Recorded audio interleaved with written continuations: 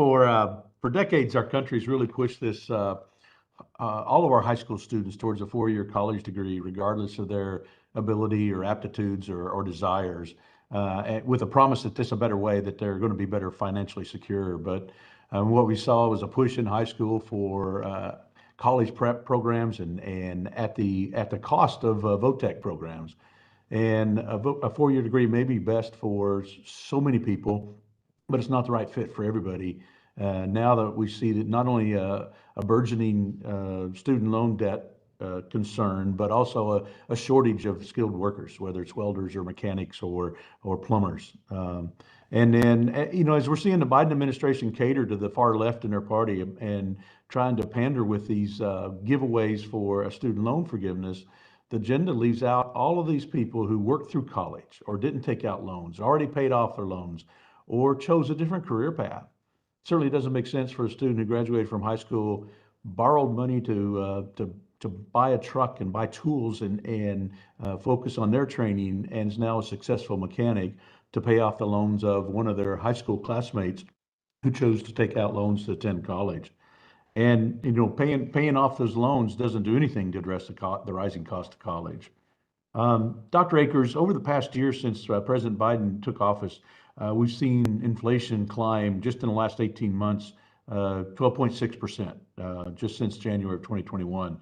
That's greater than the typical 2 or 3% we've seen over the last 40 years. And the price of higher education has outpaced even that.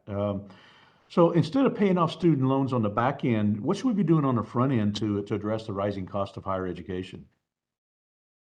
My biggest concern is that we're handing out loans with any sort of underwriting. The real characteristic of the federal loan program is that we don't assess whether a loan will be affordable for a student to repay when we originate the loan. That would never fly in any other consumer loan market. Can you imagine if a lender was handing out auto loans or mortgages without assessing ability to pay? We would consider that to be predatory behavior. So we need to change that system. We need to change it so that the amount that a student is able to access is a function of how previous students from their program of study, from their institution, have fared when they finished their degree and went on to get a job and start making money.